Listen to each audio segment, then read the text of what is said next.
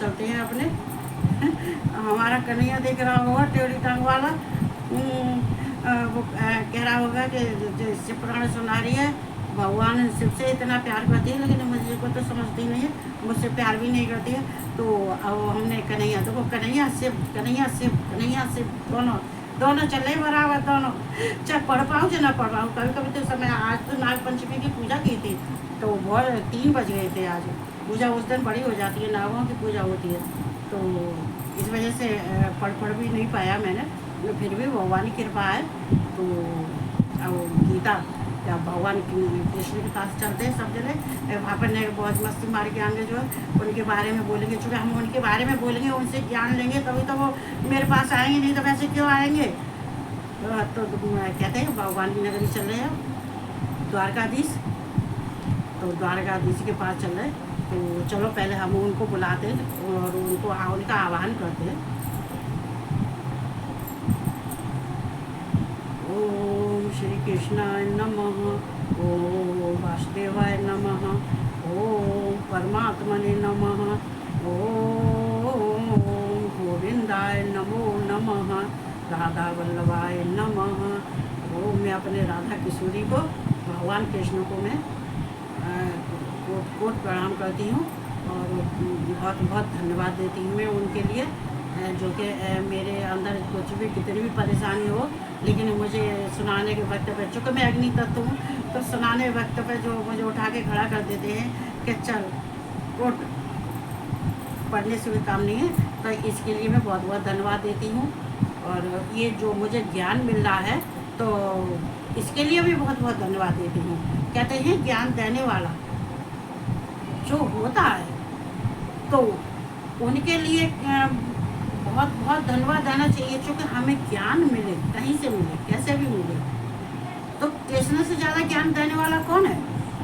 इतना बढ़िया ज्ञान दे रहे हैं। कहते हैं कि जो पृथ्वी को धारण करने वाले, जो सबके आत्माओं में बसने वाले, फिर भी निराकार होके भी, और फिर भी जगत में बसने वाले, फिर भी जगत के नहीं है, पूरे संसार को देख रहे हैं, फिर भी वो अपना कार्य कर रहे हैं और संसार को भी देख रहे हैं। देखो उनके एक अंश से संसार प्रकट हुआ है, एक अंश, उनके थोड़े से अंश से भगवान जगत को धारण किए हुए हैं और सबको, अर्जुन को ज्ञान बांट रहे हैं और धर्म की स्थापना कर रहे हैं। धर्म की स्थापना के लिए भगवान कृष्ण ने राधा को भी छोड़ दिया था।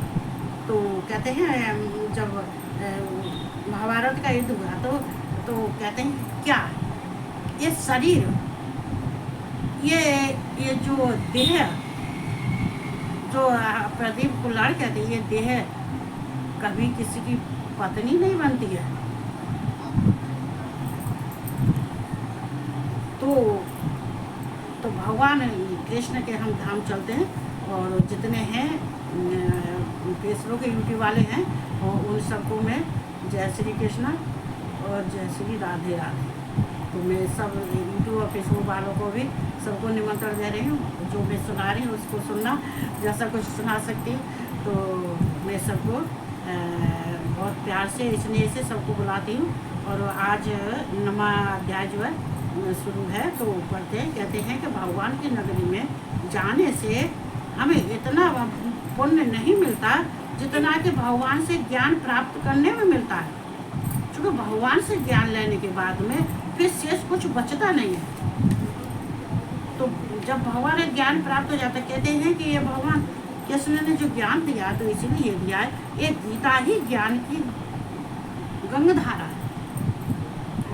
ज्ञान बहता है, जब पूरे संसार में ज्ञान बहेगा तो कैसे कहेंगे, जैसे गंगा में तुम डुबकी मारते हो, ऐसे ज्ञान गंगा में डुबकी मारो तो हमारा सबका भला होता है, हमारा भी भला होता है, औरों का भला होता है, संसार का भला होता है। चूँकि जैसी मति जैसी गति, जैसे कहते हैं जिसकी जैसी बुद्धि होती है ऐसे काम करता है। तो बुद्धि को अच्छी रखने के लिए कृष्ण के पास चलते हैं, उनका ज्ञान देते हैं। चलो तो फिर सबको राधे राधे, सबको जय श्री कृष्ण। अथ नमो अध्याय श्री भगवान वाच इदम तो ते गुम तमम प्रवच्याम्यन् सुवे ज्ञानम विज्ञान सहितम यज्ञात्वा मोक्षसे असुवात्। देखो यहाँ भगवान कहते हैं, श्री भगवान बोले, तुझ दोष भ्रष्ट रहते भक्त के लिए इस परम गोपनीय विज्ञान सहित ज्ञान को पुनः भली भांत कहूँगा, जिसको जानकर तू दुख रूप संसार से मुक्त हो जाएगा। तो वो यहाँ जो है भगवान ने सूर्य कहा है, तो इसको हम असूर्य पढ़ेंगे तब ये विच्छेद करेंगे तब आ जाएगा असूर्य। तो जहाँ असूर्य के मतलब ये होता है, भगवान यहाँ कह रहे हैं जो कोई किसी के यहाँ इसका गुण से है, इसका अर्थ जो है गुण से है। चूँकि यहाँ पे अगर किसी के गुणों को गुण नहीं मानता, अगर किसी के क्या कहते हैं अच्छे कर्मों को अच्छे कर्म नहीं मानता है, अगर मतलब कोई अच्छा कार्य करने वाला है तो उसको तारीफ नहीं करता है, अच्छा नहीं मानता है, तो भगवान यहाँ उसके लिए कह रहे हैं कि श्री भगवान बोले कि तुझ दोष दृष्ट रहत भक्त के लिए इस परम गोपनीय, मतलब तेरे अंदर कोई दोष नहीं है, जिसमें कहते तुझ में ना ही तो कोई दोष है और ना ही तेरी दृष्टि में दोष है, न तुझ में दोष न तेरी दृष्टि में दोष। ऐसे भक्त के लिए तो मैं अपनी जो गोपनीय होती है वो विज्ञान सहित ज्ञान तुझे पुनः भली बात कहूँगा। देखो यहाँ ज्ञान विज्ञान से मतलब ये होता है कि ज्ञान विज्ञान से होता है कि जो संसार में नष्ट होने वाली चीज़ है भगवान उससे, जैसे कि हमारी मन है, बुद्धि है, इंद्रियां हैं, शरीर है, जीव है, कहते हैं कि जो जीवात्मा है, जो ये प्रकृति है, ये कहते हैं ये जो नष्ट होने वाली चीज़ है उससे ऊपर जो ज्ञान विज्ञान सहित ज्ञान को, जो विज्ञान सहित है, जो मेरे अंदर जो ज्ञान है, ये ईश्वर परमात्मा अविनाशी मेरे अंदर क्या है, तू मुझको कैसे पा सकता है? ज्ञान और विज्ञान, मतलब तू मुझे कैसे पा सकता है? वो ज्ञान दूंगा कि तू कैसे पा सकता है। तप से, ध्यान से, योग से, चिंतन से तू मुझे कहते हैं वो ज्ञान दूंगा, वो गोपनीय ज्ञान है। देखो यहाँ पे कभी कभी तो हम भी तुम भी कहते हैं, और मतलब भगवान यहाँ पे ये बात कहते हैं जो गोपनीय ज्ञान दिया जाता है वो हर एक किसी के सामने नहीं दिया जाता है। गोपनीय रहस्य जो होता है वो एकांत में देते हैं, और भगवान अर्जुन को वो दे रहे हैं, तो वो कह रहे हैं कि मैं तुझे ऐसा साधन बताऊंगा जिसको जानकर तू दुख रूप संसार से मुक्त हो जाएगा। कहते ऐसे ज्ञान को पुनः भली बात कहूँगा, मतलब इसको ज्ञान को वो इस तरह से कहेंगे। तो ज्ञान में क्या होता है? ये ज्ञान में जो अनसुए है, ये तो मन इंद्रियां हैं, ये हैं जो कहते हैं मन इंद्रियां, कर्म इंद्रियां और ज्ञान इंद्रियां जो हैं, इनको तो इनसे परे, इनसे अलग वो ज्ञान दूंगा जो गोपनीय है। तो गोपनीय का भगवान क्या देंगे? गोपनीय तो भगवान शिव ने भी जैसे पुराण में कहा पार्वती से, पार्वती को जो गोपनीय जो दिया है कि ये पार्वती में तुम्हें ज्ञान दे रहा हूँ, ये बहुत गोपनीय है। तो क्या ज्ञान दे? तो उन्होंने दिया प्रणव, षडाक्षर, एकाक्षर, शिव, ओम नमः शिवाय, पंचाक्षर मंत्र। तो यहाँ पे कह रहे हैं मैं तुझे ऐसा ज्ञान दूंगा जो गोपनीय है, जो किसी को बताने लायक नहीं है, किसी को बताया नहीं जाता है, क्योंकि जिससे तू तेरे दुख रूप संसार से, तो इस जो संसार दुख रूप है, इस संसार में इतने दुख हैं, इतनी परेशानी है, उनसे तू दूर हो जाएगा तो किससे होगा? क्या है?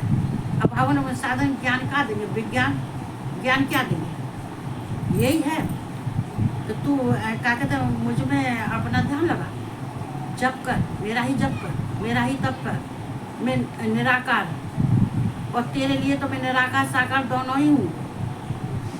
तो तू मेरे प्राप्ति के लिए तू जब तब ध्यान कर, मुझे ही मेरा ही ध्यान कर, ऐसा तुझे ज्ञान दूंगा तो फिर संसार से कोई चिंता नहीं रही, तेरे संसार का कोई कष्ट और दुख नहीं होगा। तो यहाँ ज्ञान विज्ञान का तो मतलब यही है, और ज्ञान विज्ञान का भी यही मतलब है। और अनुसूवे प्रवच्छा न प्रवच्छ अम्यन असूवे, या फिर अश्वेय बोले जाएंगे। तो देखो अश्वेय का मतलब तो यही है कि किसी के गुणों को नहीं मानता है, किसी की दृष्टि अच्छी दृष्टि को नहीं मानता है, किसी में दोषी देखता है, तो तू वो कार्य मत कर, तू ऐसी दृष्टि और दोष मत रखे जो औरों में है। तो राजविद्या राजगुह्यमं पवित्रं विधमन्तमं प्रवक्ष्यामं गमं धम्यं सुखं ससुखं कर्तव्यं। देखो यहाँ प्रत्यक्ष अवगमम, तो प्रत्यक्ष अवगमम धर्म्य। तो धम्य का क्या है, ये जो धम्य है धर्म का कार्य, जो इसमें वो दिया जो 8वें में दिया है अधियज्ञ भगवान हिरण्यगर्भ है, जो हिरण्यगर्भ में है, जो अधियज्ञ हैं, जो सबके आत्माओं में रहते हैं। तो यहाँ जो धर्म का कार्य करता है, तो उसके बारे में यहाँ भगवान बोल रहे हैं राज विद्या राजगोहमम। यह विज्ञान सहित ज्ञान सब विद्याओं का राजा है। ये विज्ञान सहित ज्ञान सब विद्याओं का राजा है, मतलब ये विज्ञान सहित, ये विज्ञान सहित क्या है। देखो कहते हैं शास्त्रों का अध्ययन करना, वेद शास्त्रों का अध्ययन करना और ध्यान करना, मनन करना, और जो मैं निराकार साकार हूँ उसमें अपने चित्त को लगा के रहना। देखो मैं तुझसे ही कह रहा हूँ इस बात को, इसका ज्ञान मैं तुझे ही दे रहा हूँ और किसी को नहीं देता हूँ। और तू कहते जो कि ये ही सब विद्याओं का राजा है, जो जितनी विद्या हैं, जितने ही हमारे अंदर, देखो ये विद्या और अविद्या, इस विद्या को परा विद्या भी कहते हैं और अपरा विद्या भी कहते हैं। जो कभी चीज़ नष्ट नहीं होती है, जो अविनाशी है, जो जिसको कभी नष्ट नहीं होता, जो 8वें में अक्षर बताया था और अपरा शक्ति बताई थी, वो ही इसमें विद्याओं का राजा, इसमें वो ही है। तो विद्याओं का राजा सब गोपनीयों का राजा है। और अति पवित्र अति उत्तम प्रत्यक्ष फल वाला धर्मयुक्त, ये धर्मयंग मतलब धर्मयुक्त ये क्या है, जो धर्म का कार्य करने वाला है, जो अति पवित्र है और ये पवित्र है, अति उत्तम है। तो ये कहते हैं कि जो श्रेष्ठ है, तो श्रेष्ठ क्या है, यही है कि तू मेरा ही चिंतन कर, मनन कर, ध्यान कर और मेरा ही कर्म कर,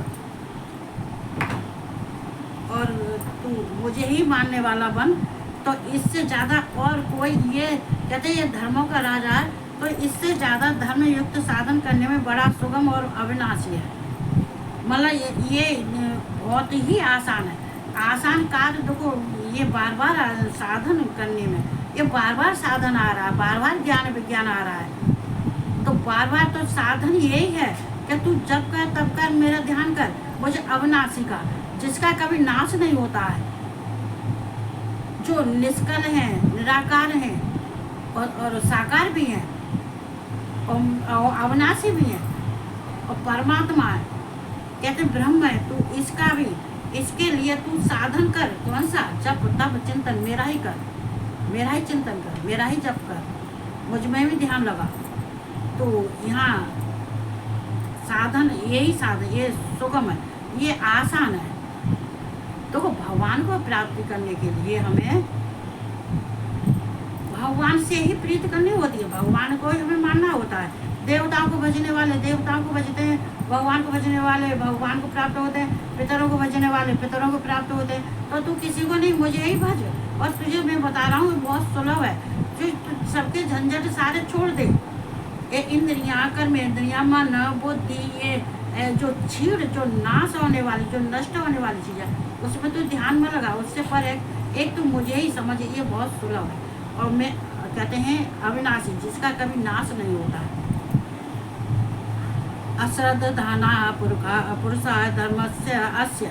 तो यहाँ धर्मस्य और अस्य, ये परंतप अप्राप्य माम निवर्तन्ते मृत संसार वर्तमान। कहते हैं हे परंतप, इस उपरयुक्त धर्म में श्रद्धा रहित पुरुष मुझको न प्राप्त होकर मृत रूप संसार चक्र में भ्रमण करते रहते हैं। ये धर्म, देखो यहाँ धर्म और अधर्म, यहाँ पे जो दो आए तो कोई ये तो ये सब देखो, धर्म भी भगवान के, अधर्म भी भगवान का, सब कुछ है तो भगवान के। लेकिन चलने वाले जो इंसान होते हैं तो किस मार्ग पर चलते हैं? कहते हैं धर्मस्य अस्य, धर्मस्य अस्य, कहते हैं अधर्म के मार्ग पर जो चलने वाले होते हैं तो जो कहते हैं तो वो मुझको प्राप्त नहीं होते हैं, तो मुझको न प्राप्त होकर तो वो मुझको प्राप्त नहीं होते हैं। जो धर्म का कार्य नहीं करते हैं, जो अधर्म का कार्य करते हैं और जो अधर्म के मार्ग पर चलते हैं तो वो मुझे प्राप्त नहीं करते। ये मनुष्य, ऐसे मनुष्य संसार में जन्म मृत्यु के चक्कर में और कहते हैं कि 64 लाख योनियों के चक्कर काटते रहते हैं, तो और इसी में भ्रमण करते रहते हैं, इनका उद्धार नहीं होता है। चूँकि ये धर्म कहते हैं ये धर्म से अस्य, अधर्म, अधर्म का कार्य करते हैं, धर्म को जानते नहीं हैं, तो इसमें जब भ्रमण करते रहते हैं, कहते हैं इसमें लगे रहते हैं, तो इससे अधर्म करने वाले को मैं प्राप्त नहीं होता हूँ। जो धर्म का कार्य करता है वो ही मुझे प्राप्त कर सकता है। और ये फिर ऐसे इंसान संसार के कहते हैं मृत्यु और जन्म के चक्कर काटते रहते हैं, 84 लाख योनियों में ये भ्रमण करते हैं। मया तत्मिदं सर्वं जद तव्यक्त मूर्तना मत स्थानम सर्वभूतान चाम तैसम वसिष्ठः। कहते हैं मुझ निराकार परमात्मा से यह सब जगत जल से बर्फ के सदस्य भरपूर है और सब भूत मेरे अंतर्गत संकल्प के आधार स्थित है, किंतु वास्तव में मैं उनमें स्थित नहीं हूँ। मुझे निराकार परमात्मा से यह सब जगत जल से बर्फ के समान भरपूर है। देखो यह भगवान कह रहे हैं कि मुझे निराकार परमात्मा ऐसे समझ, तू अर्जुन तू ऐसे समझ जैसे कि बादलों में, जैसे आकाश में बादल छिपे होते, बादल तक होते हैं आकाश में, लेकिन वो नित्य निरंतर नहीं है।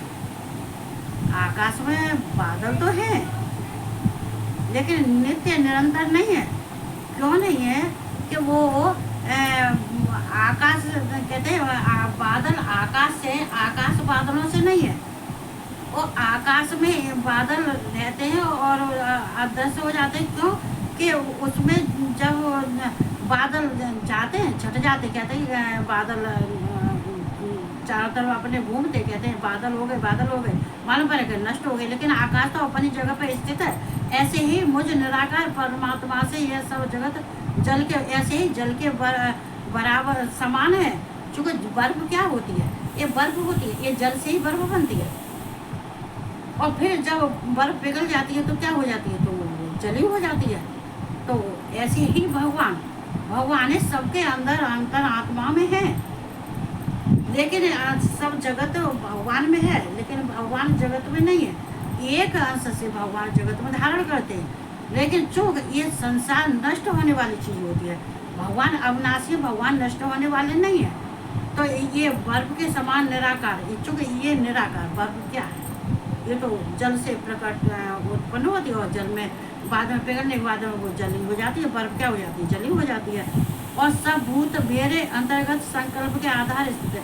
जो भूत हैं, जो प्राणी हैं संसार के, जो अव्यक्त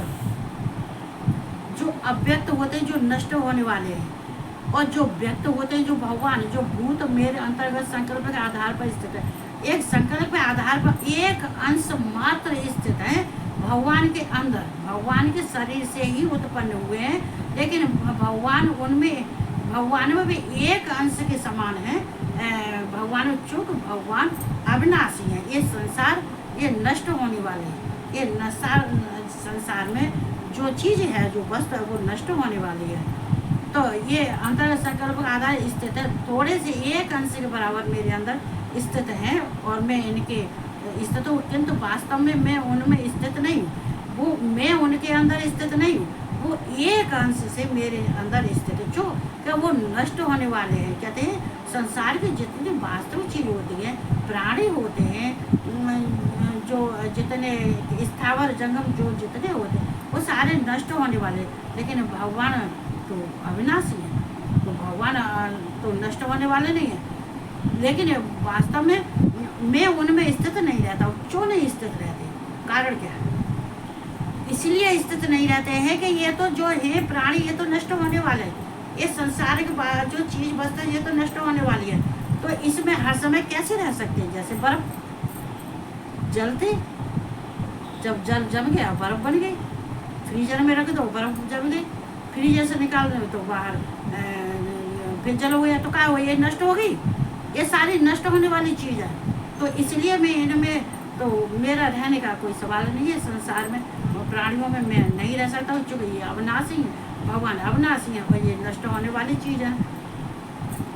न च मत स्थान भूतान पश्चिम योग मय स्वरम, देखो योग में ऐश्वरम भूत ब्रह्म च भूतस्थो मम आत्मा भूत भावन है।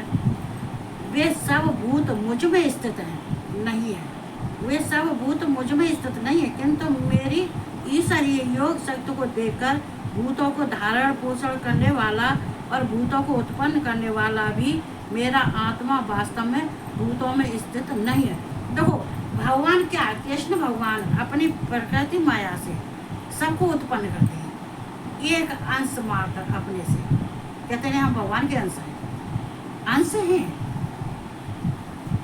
लेकिन 1% अंश मतलब उससे संसार प्रकट है।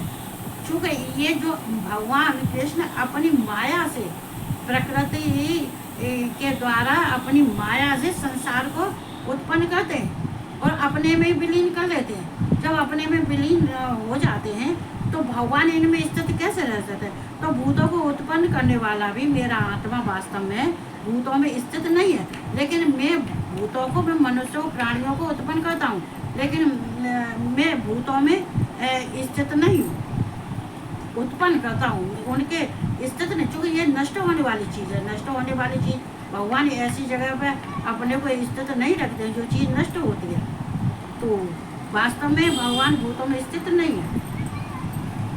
यथा काश स्थितो नित्यम पावे सर्वत्र वो महान तथा सर्वाणि भूतान मतस्थानी तोपधारे। देखो ये जहाँ भगवान कह रहे हैं मतस्थ अनितोप धारे, जैसे आकाश से उत्पन्न, तो अभी मैंने बताया था वही आ गया, जैसे आकाश से उत्पन्न सर्वत्र विचरने वाला महान वायु सदा आकाश में ही स्थित है। देखो ये मेरे शिव पुराण में बताया, आकाश के अंदर वायु स्थित रहते हैं, जैसे भगवान शिव के अंदर वायु कहते प्राणवायु, ये उसमें है तिरोभाव, ये तिरोभाव, ये तिरोभाव, ये आकाश से उत्पन्न सर्वत्र विचरने वाला महान वायु सदा आकाश में स्थित, जो चारों तरफ वायु विचरती है, लेकिन उसका स्थान कहाँ है? आकाश में, आकाश में स्थित रहती है। क्योंकि आकाश जो प्राणी जाता है वो आकाश में जाता है, आकाश से प्राणी नीचे आ जाता है, तो वायु तो उसका प्राणी को जो आदमी मृत लोक में रहने वाला जो मर के जाता है तो उसको कैसे जाता है? ये वायु के द्वारा जाता है, वायु इसको ले जाती है। क्योंकि वायु तो आकाश में हर समय स्थित रहती है। आकाश कौन है? ईशान, महेश्वर, कृष्ण, शिव, कृष्ण कहते हैं ये आकाश कभी नहीं मिटता, आकाश का कभी नाश नहीं होता। या भगवान का कहने का जैसे आकाश का नाश नहीं होता ऐसे ही मेरा नाश नहीं होता है, और मैं वायु की तरह से, जैसे वायु आकाश में स्थित रहती है वैसे ही मेरे संकल्प द्वारा, वैसे ही मेरे संकल्प द्वारा उत्पन्न होने से संपूर्ण भूत मुझ में स्थित हैं। ऐसा जान, मतलब ऐसे जान जैसे कि वायु चारों तरफ घूमती है, लेकिन ये स्थान कहाँ है? आकाश में। आकाश कौन है? ब्रह्म। किसका स्थान है? ब्रह्म का। जो प्राणी मर के जाते हैं कहाँ जाते हैं? आकाश में जाते हैं। कौन ले जाता है? वायु ले जाती है। तो संपूर्ण भूत फिर कहाँ जाते हैं? तो वास्तव में भगवान में स्थित होते हैं, लेकिन भगवान उनमें स्थित नहीं होते हैं। ऐसा जानते हो, मतलब उत्पन्न तो भगवान से होते हैं, लेकिन भगवान उनमें नहीं रहते। कहते हैं ये भक्तों के दिल में रहते हैं, भक्तों के हृदय में रहते हैं। चूँकि वो भक्त ये शरीर तो त्याग देता है, लेकिन उसका मन योगी सिद्ध पुरुष जो हैं वो भगवान में ही लीन हो जाते हैं, तो भगवान में ही स्थित रहते हैं। लेकिन जो संसारी भूत हैं, जो नष्ट होने वाले हैं, जो अज्ञानी हैं, जो ज्ञान नहीं है, वो तो नष्ट होने वाले, वो तो जाएंगे और फिर वापस संसार में लौट के आएंगे, तो उनका जन्म मरण का संबंध होता है। तो ऐसे में भगवान स्थित नहीं रहते, भगवान केवल उनको उत्पन्न करते हैं। सर्वभूतान कौनते प्रकृतम यान्ते माम काम कल्पक्षये पुनस्थान कल्पादौ विसज्जाम्यहम्। हे अर्जुन, कल्पों के अंत में सब भूत मेरी प्रकृति को प्राप्त होते हैं। कल्प तो जब संसार में प्रलय होता है, भगवान से ही संसार की उत्पत्ति होती है। और जब कल्प बीत जाता है, जैसे ब्रह्मा का 1000 वर्ष का दिन हो जाता है, 1000 वर्ष की रात होती है, तो जब कल्प बीत जाता है, तो कल्प बीतने जाते जब प्रलय होता है, तो ये भगवान में ही लीन हो जाते हैं। ये भूत मेरी प्रकृति को ही प्राप्त होते हुए, प्रकृति क्या है? ये माया। प्रकृति किसको कहते हैं? माया को कहते हैं। ये माया, ये काम कौन करती है? ये माया करती है। अर्थात प्रकृति में लीन होते हैं, प्रकृति में ही लीन हो जाते हैं, ये माया में। ये मेरी माया प्रकृति मुझ में ही लीन हो जाते हैं, और कल्पों के आदि में उनको मैं फिर रचता हूँ। और जब फिर कल्प की फिर शुरुआत होती है, तो फिर संसार को फिर संसार को फिर रचता हूँ, फिर दोबारा से संसार को मैं रचता हूँ और मुझे में लीन हो जाती है। ये माया, ये प्रकृति, ये मेरी है, ये मुझसे ही संसार उत्पन्न होता है और कल्प के अंत में मुझ में ही लीन हो जाता है। और कल्प बीतने के बाद में जब कल्प का शुरुआत होती है, तो मुझसे ही संसार रचता है। तो ये अर्जुन, मैं आदि भी हूँ और मध्य भी हूँ और अंत, और आदि मध्य और अंत भी हूँ और अनंत भी हूँ। तो यहाँ इस तरह से भगवान कृष्ण अर्जुन को समझाते हैं। तो मैं ज़्यादा नहीं पढ़ूँगी, तो यहाँ पे बस इतना ही पढ़ूँगी, चूँकि उतारने में परेशानी हो जाती है। तो यहाँ भगवान किसको कह रहे हैं? तो भगवान यहाँ इसको भगवान के अर्जुन को समझाते हैं कि ये संसार मुझसे ही उत्पन्न होता है और मुझ में ही विलीन हो जाता है। क्योंकि ये जो मेरी माया है, प्रकृति, ये जो है जड़, ये जड़ है। चेतन कौन है? भगवान। तो जब चेतन भगवान है, तो ये भूतों में कैसे स्थित रह सकते हैं? ये तो जन्म और मरण, जो जन्म होता है, जो मरते हैं, जो जन्म कहते हैं पुनर्जन्म पुनर्मरणम। तो जब बार बार जन्म होता है, बार बार मरते हैं, बार बार जन्म होते हैं, बार बार मरते हैं, तो भगवान तो अविनाशी है, उनका कभी नाश नहीं हो सकता। अधियज्ञ है, हिरण्यगर्भ में भगवान है, ये ब्रह्म है, ये निराकार है और साकार भी है, ये प्रत्यक्ष है और अप्रत्यक्ष भी है, अप्रत्यक्ष और प्रत्यक्ष। देखो, ये हम क्या कहते हैं, जब भगवान को हमें दर्शन होते हैं, जब भगवान हमारे सामने प्रकट होते हैं, तो उस समय हम प्रकृति की माया से अलग होते हैं, भिन्न होते हैं। ये प्रकृति की जो माया है, ये नष्ट होने वाली है, ये जड़ है। भगवान कौन है? चेतन। तो जब चेतन है भगवान, तो ये भूतों में स्थित नहीं रह सकते, भूत इनमें स्थित रह सकते हैं। क्योंकि मरने के बाद में कहाँ जाते हैं? ये भगवान में ही लीन हो जाते हैं, ये प्रकृति में ही लीन हो जाते हैं। या जैसे कि आकाश में बादल होते हैं, लेकिन कहते हैं कि ये आकाश ही आधार है बादलों का, लेकिन बादल रहते हैं, ये नित्य निरंतर नहीं है, ये नित्य निरंतर है। ये आते हैं जाते हैं, बादल तो आकाश न कहीं जाता है न कहीं आता है। ये आकाश, ये धर्म। तो हमें भगवान कृष्ण जो अर्जुन को समझाते हैं तो देखो बारी बारी से समझाते हैं, कितना अच्छे से समझाते हैं कि जो नष्ट होने वाली चीज़ है, ये मन बुद्धि और इंद्रियां हैं, ये भूत हैं, ये प्रकृति है, ये जो हैं स्थावर जंगम है, ये सारी चीज़ नष्ट होने वाली है। लेकिन भगवान तो नष्ट होने वाले नहीं है। ये अर्जुन, तू मेरे में ध्यान लगा, तू केवल सिर्फ मुझको भज, मुझसे प्यार कर, मेरा चिंतन कर। ये तो शरीर कहते हैं, ये संसार के प्रपंचों में तो मत घुस, इन्हें प्रपंचों को मत मान। ये संसार में अगर तू संसार को त्याग के केवल मुझको ही भजेगा तो तू मुझको ही प्राप्त होगा, और संसार में तुझे कोई दुख और कष्ट नहीं मिलेंगे। तो भगवान को भजने वाला तो भगवान का होता ही, संसार को भजने वाला संसार का होता है। तो हम बस इतना ही बोलूँगे। इतना बोलने के बाद में अपने कृष्ण भगवान में बहुत बहुत धन्यवाद देती हूँ, क्योंकि ये गीता पढ़ने के बाद थोड़ा सा मुझे भी ज्ञान हो जाता है। और कहते हैं कि भगवान कृष्ण के जो, हालांकि वो हमारी मन की लड़ाई हो जाती है, हमारी मन की लड़ाई होती रहती है, 12 मास की लड़ाई होती रहती है, फिर भी गीता के समय पर मैं उनको बहुत बहुत धन्यवाद देती हूँ और उनको प्रणाम करती हूँ और नमस्कार करती हूँ और कहती हूँ बस ये ज्ञान गीता जैसे अर्जुन को देते हैं वैसे हमें भी दो, सबे भी दो। अगर कोई नहीं ज्ञान गीता ले पाता है, नहीं कोई ज्ञान ले पाता है, नहीं कोई गीता पढ़ पाता है, ना ही कोई पुराण पढ़ पाता है, तो ये भगवान शिव भोलेनाथ और कृष्ण सबको धर्म का मार्ग दिखाओ। धर्म के मार्ग पर चलने से कहते हैं आत्मज्ञान, विद्या ज्ञान, तत्व ज्ञान। तो तत्व ज्ञान सबसे महत्वपूर्ण होता है।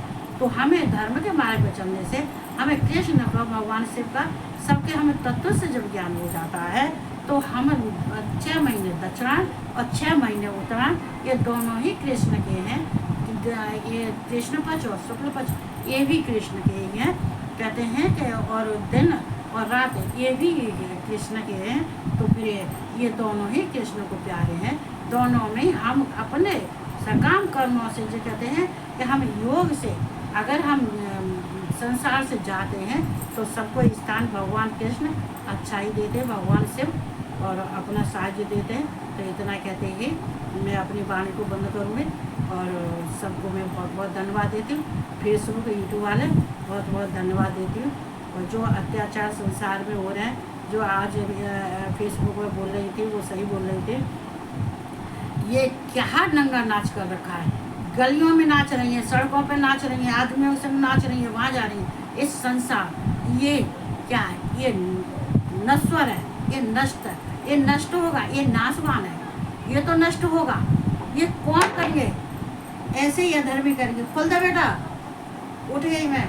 तो हम इस बात को मैं कल कहूँगी जो है। और बच्चा मेरा ताले आज मैंने कुंडी लगा रखी है, चूँकि वो कीड़े मारता है, वो करता है और कभी कहता है अम्मा नानी हाँ बहुत बढ़िया सुना रही हो, बोलता ही रहेगा यहाँ लेटा लेटा। तो मैं बस इतना आपको सबको मैं बहुत बहुत धन्यवाद देती हूँ। भगवान कृष्ण को भी देते हैं। ओम कृष्णाय नमः, ओम वासुदेवाय नमः, ओम परमात्मने नमः, ओम जय श्री कृष्ण। बोले सबको जय श्री कृष्ण और राधे राधे और गुड नाइट और खुश रहो सब।